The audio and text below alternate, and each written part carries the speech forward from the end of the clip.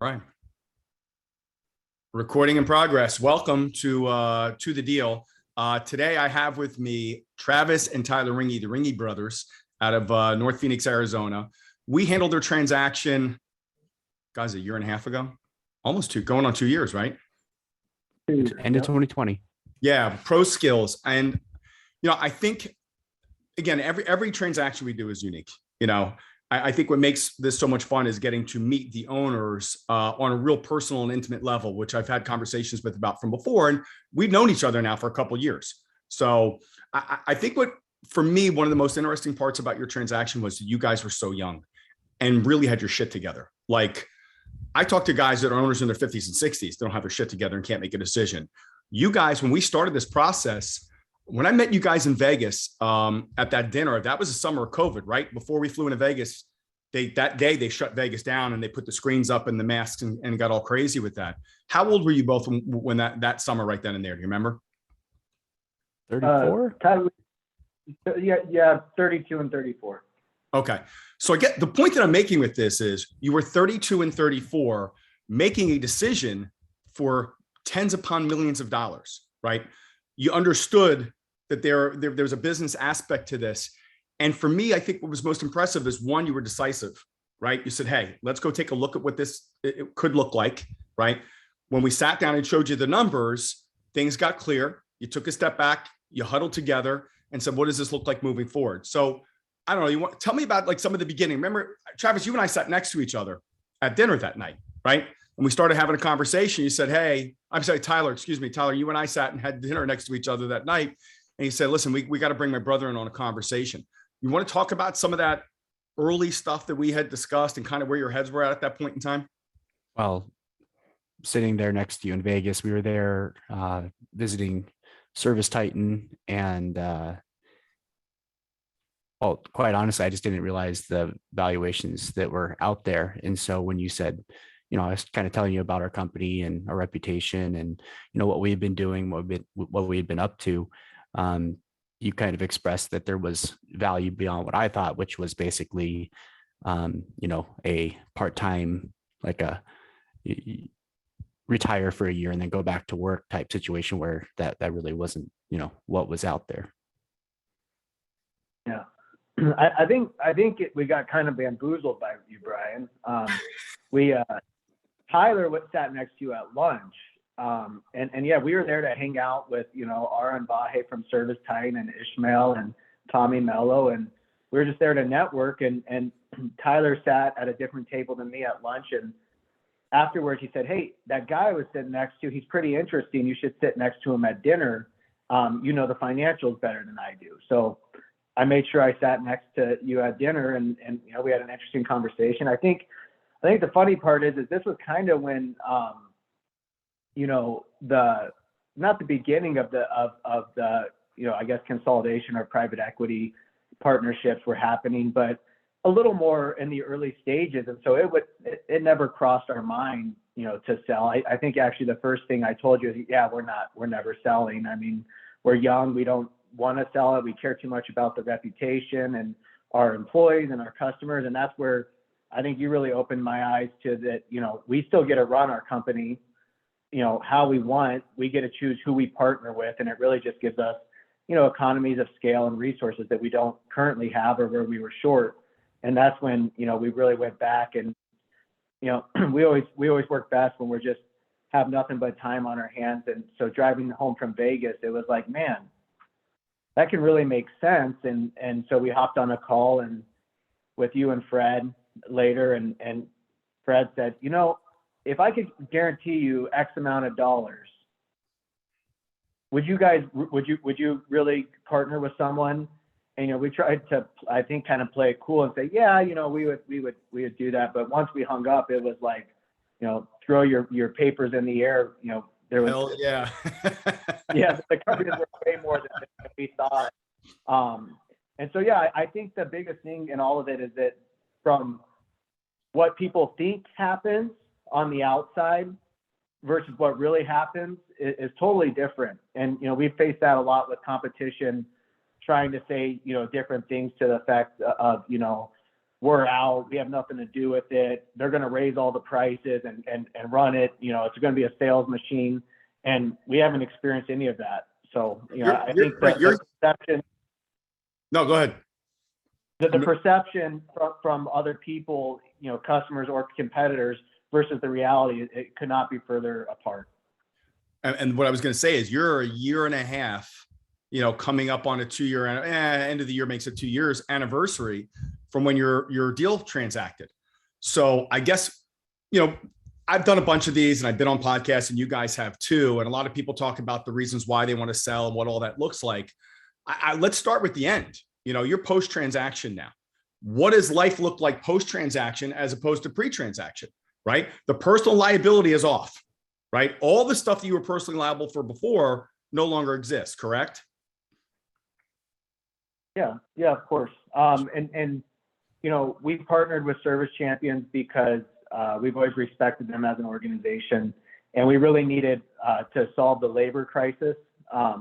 You know, we were growing 30 to 40% a year with a very small marketing budget, and we just couldn't keep stealing employees from other companies. You know, that only scales so much. So, yeah, now, you know, as a lot of people know that have heard a little bit about what we've done, but, you know, we vested 9 employees through our transaction who are now, you know, part owners of the company. And so they're doing awesome. They're really running with it. Definitely a lot less stress for me. I was, you know, stressed and had tons of anxiety, you know, before. And so I enjoy a little less stress. But, you know, of course, we still care about the reputation and the experience our customers get. But, yeah, now, you know, we're about to graduate. I think about 25 guys from the training center that we set up. And you know, I'm really proud that, you know, we're contributing to not just, you know, growth, but creating jobs in our local economy that, you know, our customer base loves that. We're hiring their kids out of high school and training them to a career that, you know, you can go make 6 figures. And that just wasn't something that we could really feasibly do at a large scale prior to the partnership. Yeah. And, you know, Travis and I come from a family of contractors. Dad's general contractor. All of our uncles are in the contracting industry.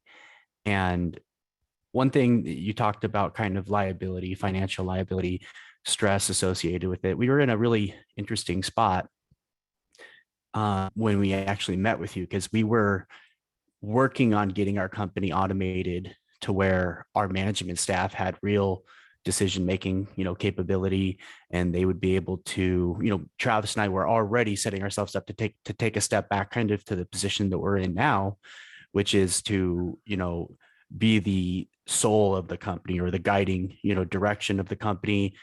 You know, Travis interfaces on the business side a lot. I interface with on the customer side a lot through social media and stuff like that, just kind of maintaining reputations and stuff like that. But the interesting thing was for us is the financial liability aspect.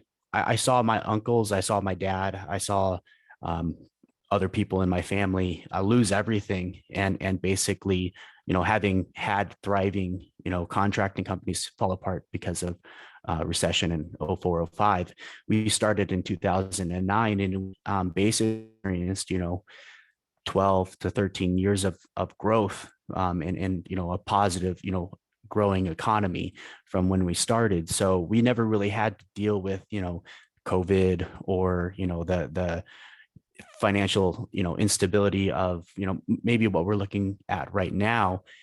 And that's one of the things that I tell everybody is that, you know, customers are like, hey, you know, why would you go and do this? It's like, well, I have 110, 120 mouths that depend upon this company. And if, you know, Travis and I, you know, when we met with you, you know, we probably had about 3 months of payroll in savings. And which, you know, that was great for us. I mean, it looked good, but it evaporates very quickly. And the stability that our team has and the assurance that our customers have through partnering with a group like this, it compared to just having a good company, because that could, that good companies fail every day. And it's not necessarily, it could be anything. It could be a car accident that you're liable for. It could be, if Travis or I passed away, and,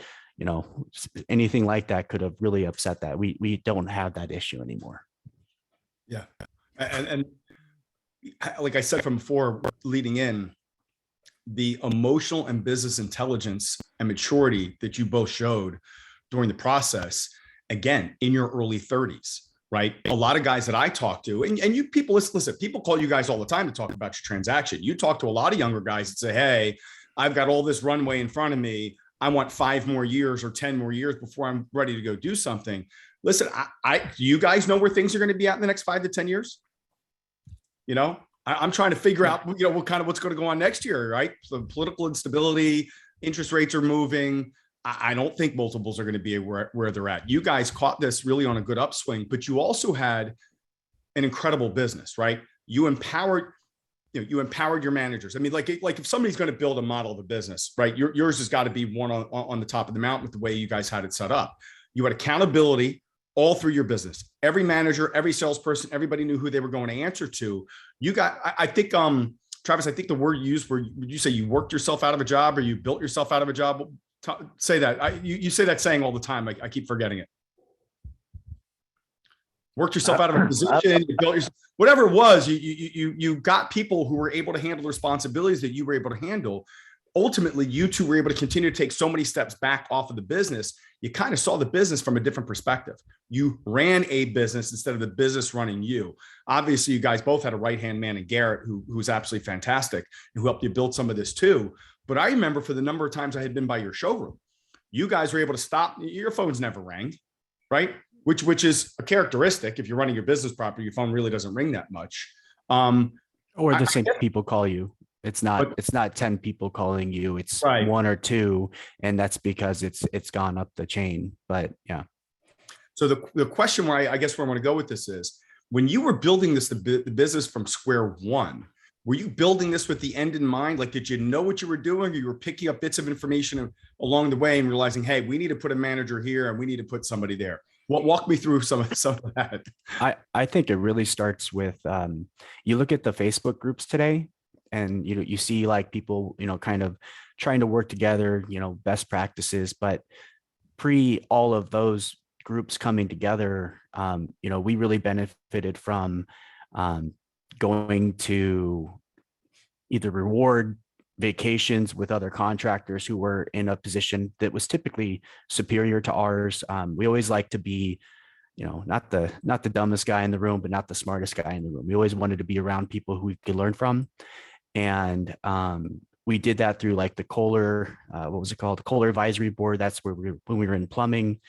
And we went back 2 or 3 times at the American Club, and, met, really great plumbing contractors that, it's great to be a young guy in business too, because people are more willing to open up and help you. Like, they can see like, hey, they see something in you that maybe they saw or they've been through themselves, and that they go out of the way to help you.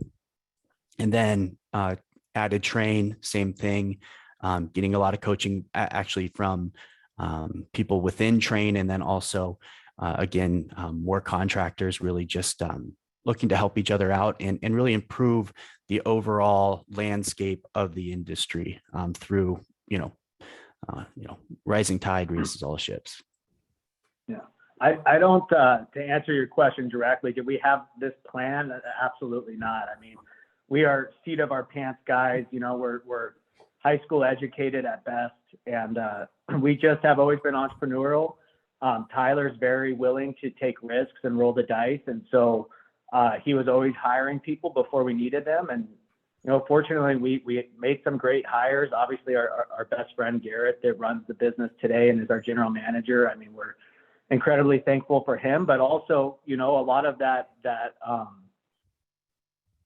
company structure and management structure was done by, other managers that we put into positions at the right time. So, I think we're, we didn't have a plan. We're incredibly lucky that we got to work with some of the people we did. And then, yeah, like Tyler said, these groups that, we got to rub shoulders and became good friends with, Ishmael and Tom Howard and Tommy Mello and all these guys that are just real visionary. And they, I think, helped us make changes in our business and kind of all at the right time.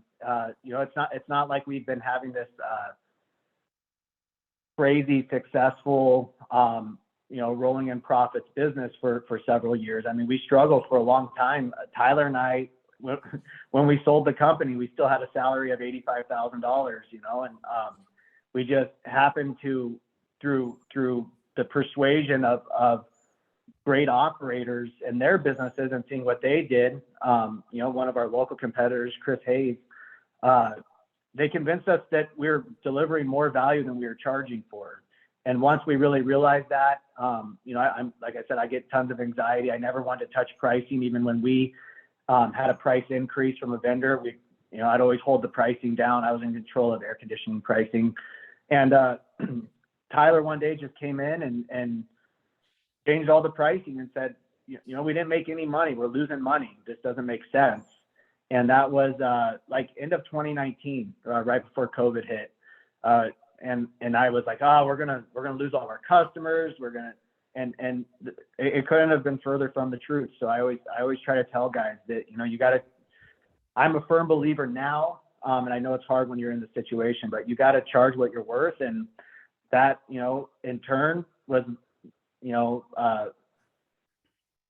really, apropos that we ended up meeting you for the first time, 4 or 5 months later.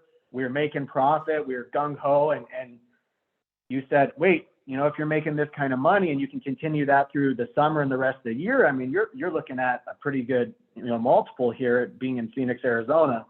And so I mean, truthfully, like 2019 wasn't a great year for us. We were one of those contractors in the low single digits of net profit. And then in 2020, when we sold, we put up about 19%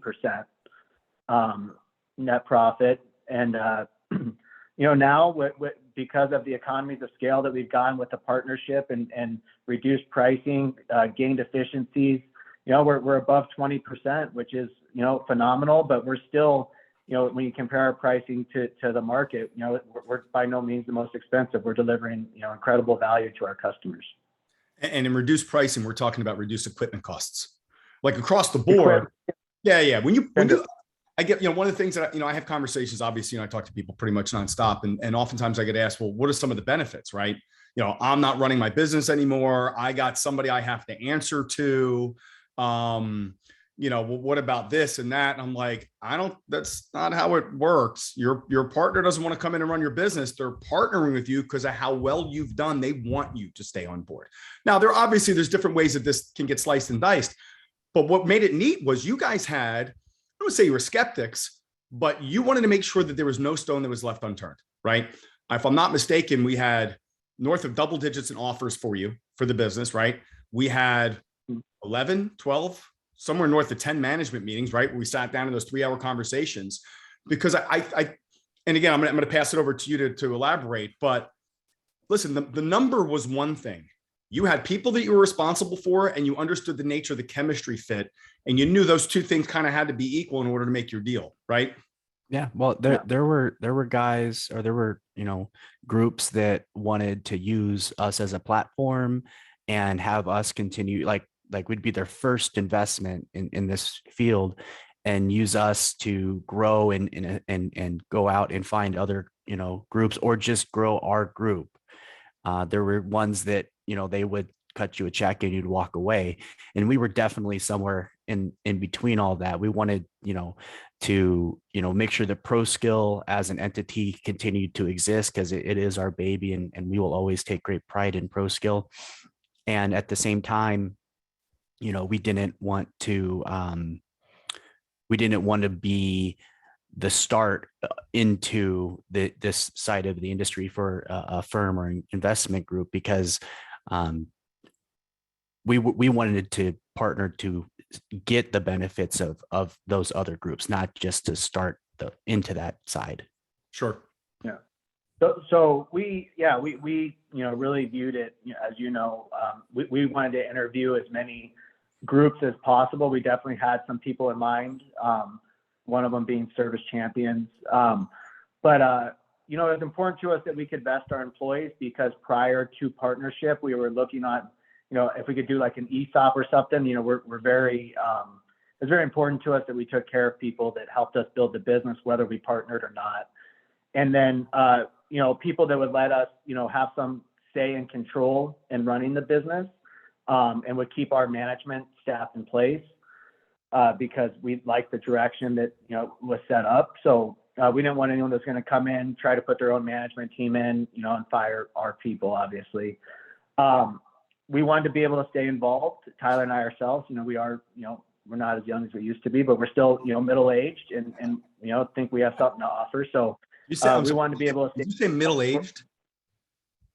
Did you just go to say you're 35 is 50% of your life, man. Middle-aged in the 1700s, or actually, yeah, in the 1800s, right? Not in today's thing, but go ahead. Oh my God. Yeah, so we really, we wanted to talk to as many people as possible and see who the best fit for us would be, and make sure that they were willing to kind of meet our requirements. We walked away from an offer that was,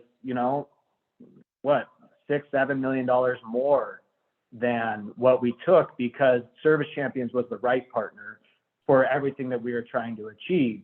Where the highest offer, they wanted us to sign the paperwork, clean out our office, and be gone, and they were going to put their own management staff in. So, and they didn't allow us to reinvest.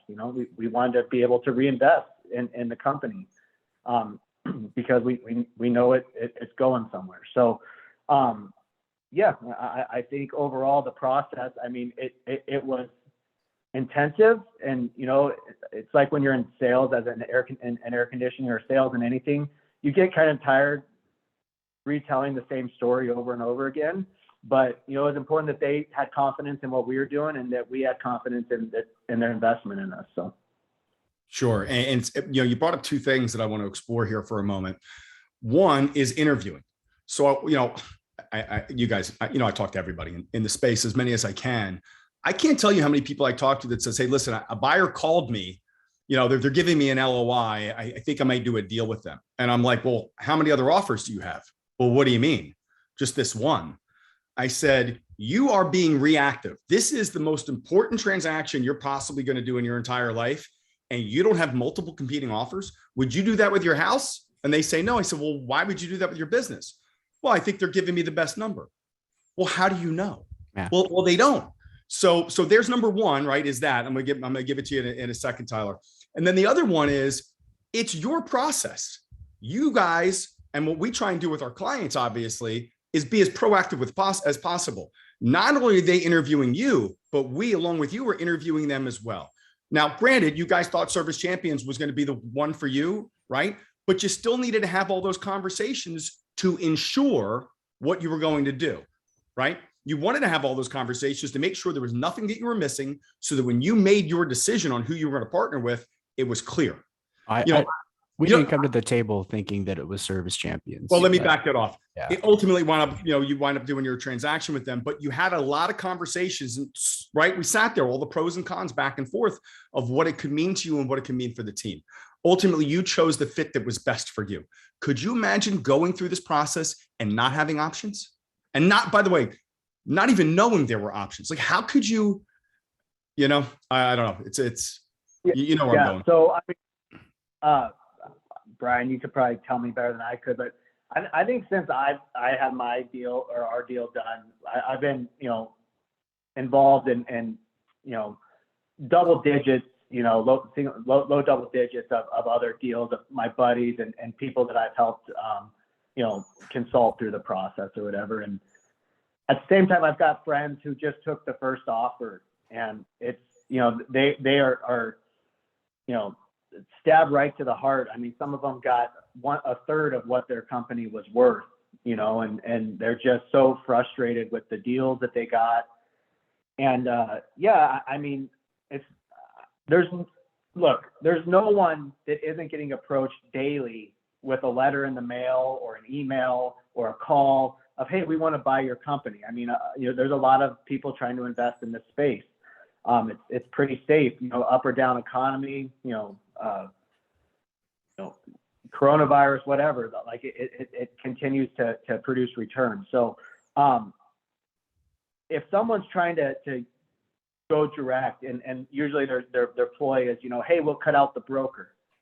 Well, cutting out the broker's small percentage that they get versus the broker getting you 3 times as much for your company is kind of a small price to pay. So, they try to use these tactics, but I mean, if you're not going to go through and do a proper process and get top dollar for your company, I couldn't explain that. And a lot of people think it'll be easier. You're going to go through the same diligence no matter what. No matter what. Diligence. Yeah. But, even we've recently, Service Champions acquired a couple of my friends' companies here, Scottsdale Air and Howard Air. And even then, they wanted to go to Service Champions. And we love Service Champions. It's been a great organization for us. I made them go through the process. And, I didn't get into the specifics of those deals, but I'm pretty sure that, them going through the process got them a lot higher multiple than they originally thought. Listen, Kevin, again, we handled those transactions, right? Kevin was on the phone with you guys. And if I'm not, you said to Kevin, you need to talk to a bunch of people. There may be somebody out there that may be a better fit. You've got to explore that, right? You don't want to be the night before your transaction's closing saying, is there something I missed? That's horrible unto itself. You don't want to be 6 months in and saying, did I choose the wrong partner? Because you're in now. There's nothing you can do. Right. Yeah, I'm with you. It's like marrying the first girl you kiss. Like at the end of the day, it could work out. It could be phenomenal and you may never look back, but that may not be the way it works out and it'll be regret. So, you definitely want to make sure you know who you are and what you're looking for, and then go out there and see, what's available. Nice analogy. But listen, plus that, right? A lot of guys don't understand EBITDA and multiple. They're caught on the wrong side of the equation. It is, I don't know how you're viewing this, but EBITDA times multiple. You guys got that after we had a couple conversations. We need to determine, right, with you guys, what your EBITDA was first that we could stand behind and take to market. Then we had the guys negotiating on the multiple. Everything is negotiable, by the way, on both sides of that equation. But when I see guys that are going out to market and taking the first offer that comes to them, they think that, listen, we all know 15, 18, 20X, it doesn't exist. You could do that if you change up what EBITDA is, right? You discount EBITDA and say, okay, we'll give you a bigger multiple, play the equation game. But if you're not solidified on an EBITDA number that you can stand behind, how are you doing your deal? And by the way, there's too many people out there don't even understand what EBITDA is, right? They're caught up in this, my profit percentage and this and that. And, I speak to people that say, well, we don't have any profit because we strip everything out. So how are we ever going to get a deal done? They don't even understand all that can be added back in, That's why I help so many people. It's not like I'm charging them. We didn't know either. I didn't know what EBITDA was either. And you guys had a successful, and you had a successful business with good financial accounting and record keeping. You had your shit together, and you still didn't fully get it, right? Yeah. It's so much clearer on the backside, and people are really confused, and because of that confusion, unfortunately get taken advantage of. I've literally, I had someone tell me who wanted to do a deal, and they're getting ready to go through and do the whole process, and then last minute they backed out and said, I went with this company because I like their morals. And it's like, okay, I mean, that's, hey, we run our business with full integrity. That's really important to us too. But, you shortchanged not just yourself, but your family, your future generations and your employees. So yeah, I don't really understand the whole, it's not going to be a quick process no matter how you do it. But, if you can get more money in the long run, spend the 30 to 60 days extra and go out to the market and see, let people compete for you. Just, you need to get on a statin before you go do that process, because the amount of cholesterol that you are going to be taking in at all these meetings is remarkable. Yeah, I think Yeah. If nothing else, eat some darn good food. hey, you guys were a 10-pound transaction for me. Yeah. I think I put in 10 pounds a week the 7 days I was out there with you guys doing this. But there is something I want to add to that. You guys built your business up over 12 years. Is that what you said, 12 or 13 years? 2009 to 2020. Okay. So 11, 12 years. You know, there's some guys out there that spend 30 or 40 years built. I just want to just time perspective, just make things relative. 30 or 40 years building a business, and they're going to take the first offer that walks through the door. Or they're going to pigeonhole themselves with one potential buyer. It just doesn't seem to make sense, right? Like play it out and talk to everybody. What's the rush? You've already been at this for a couple decades, 4, 5, 6 extra months, 3 extra months. Is it really in the big picture going to be that horrible? Plus, when you're doing the process, you understand you are reactive, not proactive. The buyer is telling you what your value is. The buyer is telling you what your EBIT is. You're not coming to the table saying, hey, this is mine now. Now let's talk. You know what I'm saying? You get what I'm saying? Yeah, it's just that reactive thing. And it's mind-blowing to me, considering the number of type A personalities we have in our space, right? Business owners, for the most part, are that way. For them to roll over and say, scratch my belly and give me a number, how could you do it? You get one opportunity to do this transaction. I think they get tunnel vision. Like they're ready for, that relief. Right. They feel that, there's as a business owner, you constantly have a burden. And if you've been doing it for 30 or 40 years, that burden, is only going to feel heavier and heavier. So I think that sometimes, they get an offer and they're like, it's not that they're like thrilled with the offer, but they can accept it. They're like, hey, that feels good. And what they don't realize is that, there's so much more that's, possible and really possible for their team. Like that's one thing that,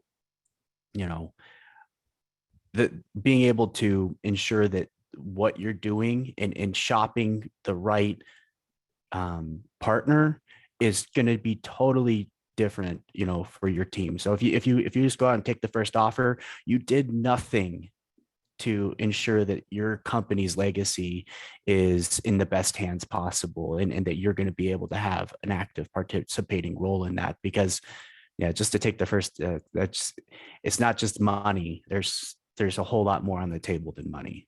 Sure. The other thing is, the reality is that anyone that is making you an offer is still going to have the opportunity to make an offer. It's just they're going to have to make sure their pencil's sharp now instead of, getting to write the check for whatever they want. So it's not like you missed the opportunity to partner with that company if you really like them.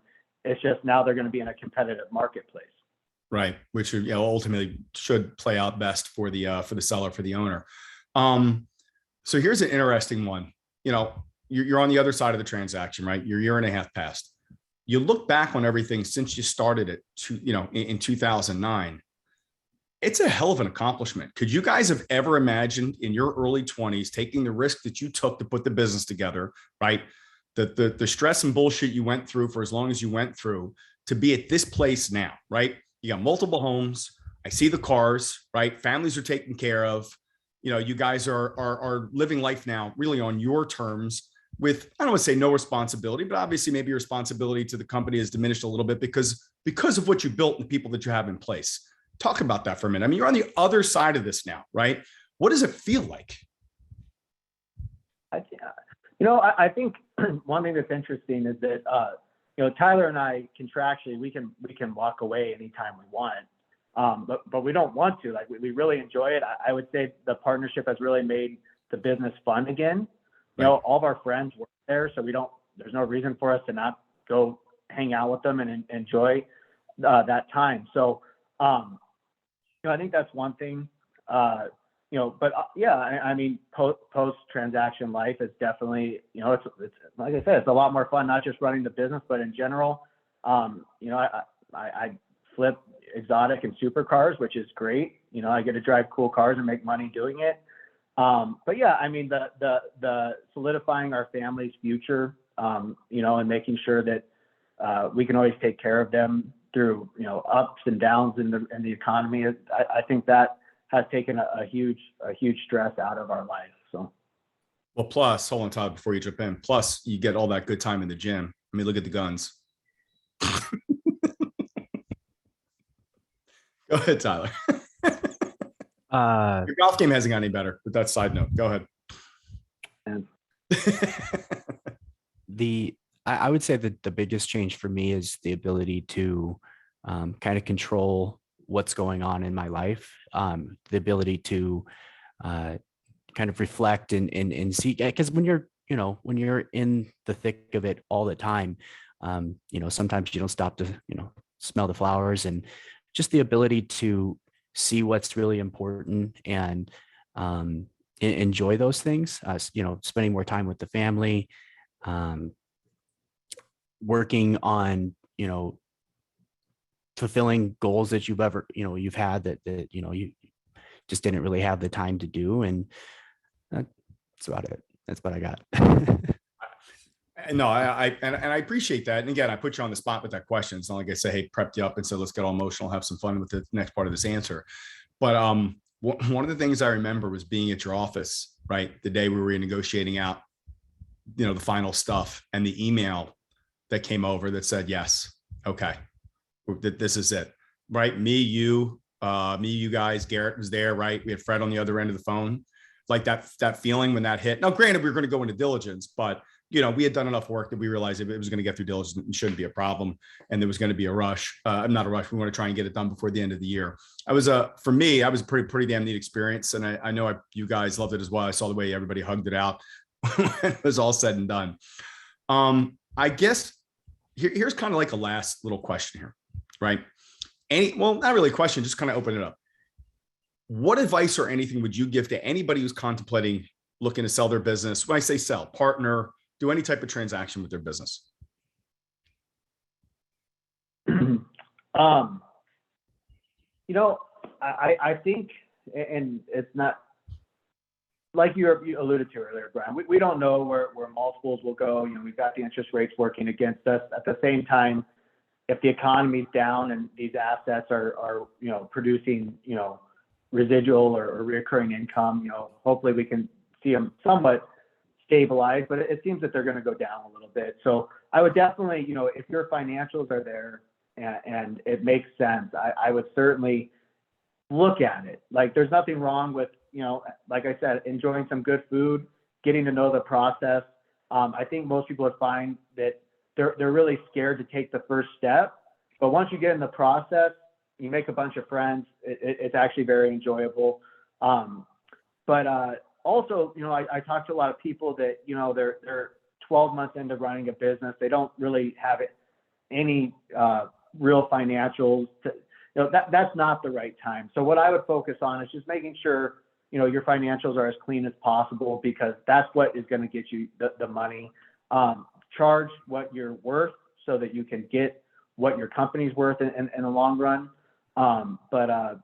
Yeah, I mean, if know what you want. I mean, I've got some friends that entertained it and said, you know what, I just love playing business. I'm just going to keep running it, and maybe I'll do a partnership in the future. So, but you have to know what you want at the end. But it's certainly life changing and worthwhile to entertain. Yeah, make sure you own a business, not a job. It's not, if you're looking or contemplating jumping into this, it doesn't even have to be on the first time you go around. Like you might get into it, look at the business, look at, what the valuation is of it, look at the different companies that you have available, and you don't necessarily have to close. You own it until you sell it. So if it is something that you're interested in, it's worth pursuing and just getting, like Travis said, understanding what it looks like. And then from there, there was times, during the process where we're like, man, maybe we should hold this for another, 12 months or 2 years, like maybe multiples will go up, or, our profit certainly is getting better. And for some companies or for some business owners, that might be the right decision. For us, I think we made, the right move at the right time with the right company. But, certainly make sure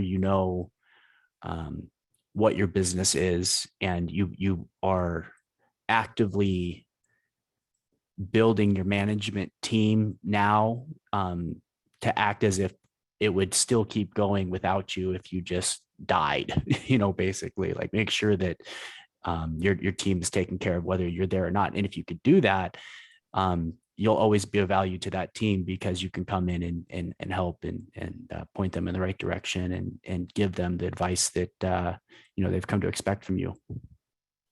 Awesome. I want to add one more thing onto what you guys said.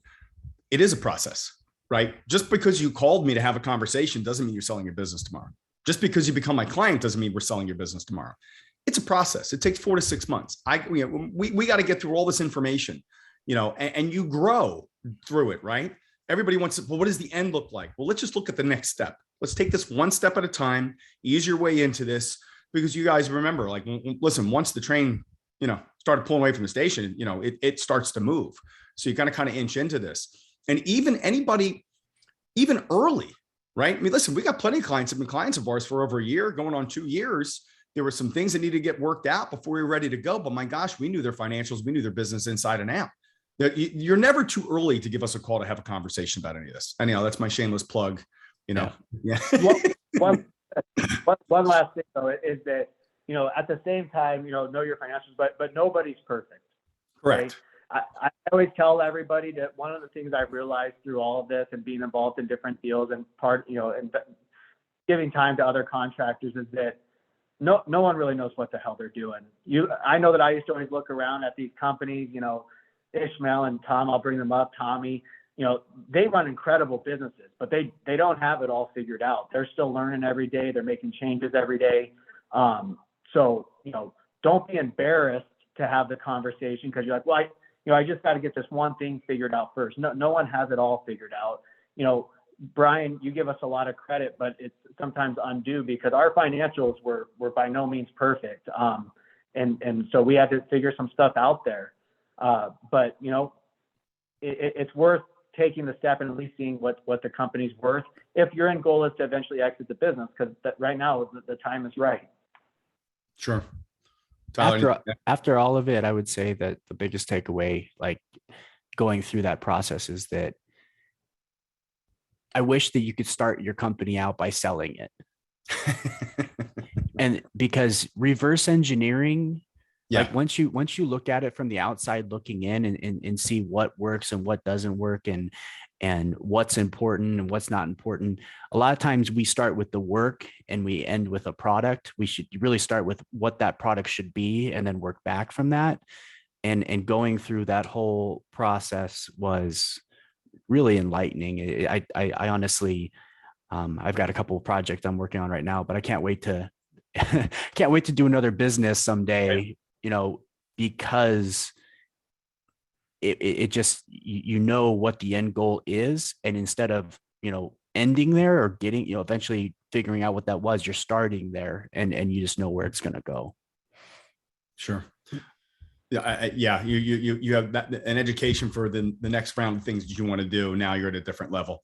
What I want to do is, first off, I want to thank you guys. I want to say 3 things here in wrapping up. One, thank you both for taking time out and going through this and getting, pretty vulnerable and open and honest with what you guys were talking about today. I think a lot of people are going to appreciate some of the information you gave them. That's number 1. Number 2, congratulations. You're a year and a half post transaction. You both have smiles on your faces, which I kind of expected, and you guys are kicking ass. And 3, thank you very much for trusting us as F&P advisors to handle your transaction. We loved working with you guys. And for me, I made 2 good friends out of this as well. So I win on a number of different ways, in a number of different scenarios. Yeah. Awesome. I will see you guys. You're very welcome. I will see you hopefully at the end of June or in August on one way back or forth across country. And we'll make some plans to get together. Okay. Sounds good, Brian. Thank you. Thanks, guys.